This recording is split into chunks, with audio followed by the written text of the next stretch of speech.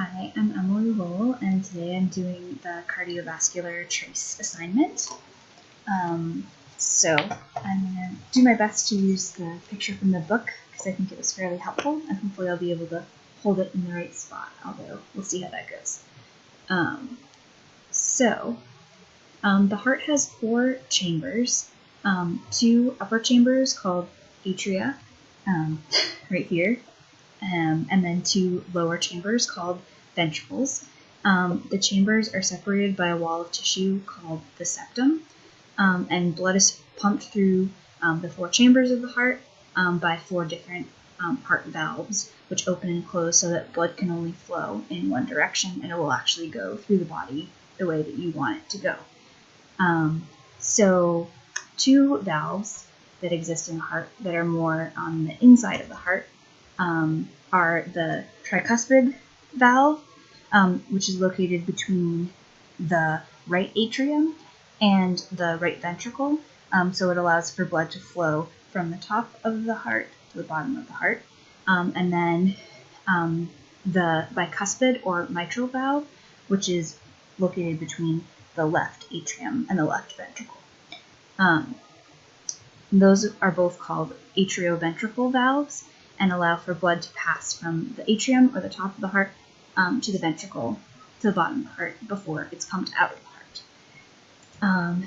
So deoxygenated blood goes from the body to the heart through veins, and they return to the right atrium. The blood empties through the tricuspid valve into the right ventricle.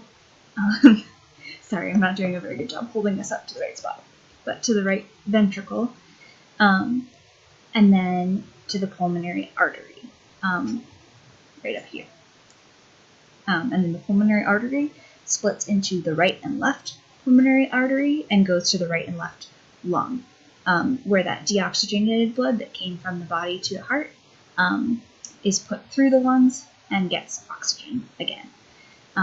So once the blood has been through the lungs and been oxygenated, then it returns to the heart in the right and left pulmonary veins. And then those veins return to the left atrium, and then blood goes from the left atrium through the mitral or bicuspid valve down to the left ventricle, and then the left ventricle pumps oxygenated blood back into the body for general circulation. So arteries are the large blood vessels that carry oxygenated blood away from the heart. So they're shown in red in this diagram. And then arteries split into smaller arterioles, which are like smaller vessels, which then in turn connect to capillaries, which are fine branching vessels that kind of form a network between the arterioles and the venules. And so capillaries are kind of where that internal respiration that we heard about in the previous chapter occurs. So where the oxygenated blood from the arterioles is going through the capillaries and it's bathing different cells and letting them take in oxygen and nutrients that they need, and then give off CO2 and other waste products.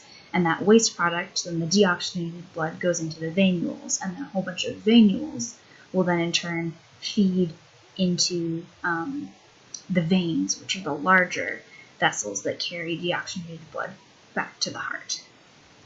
And then there are 2 major veins that are mentioned in the textbook and that are also in this image, if I can get it to show up.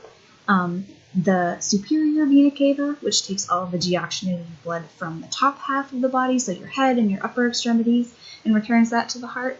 And then the inferior vena cava, which does the same thing for the lower extremities. So I think I covered all the things. I'm sorry that my picture holding skills weren't quite up to snuff, but hope you learned a little bit more about the cardiovascular system. Thank you.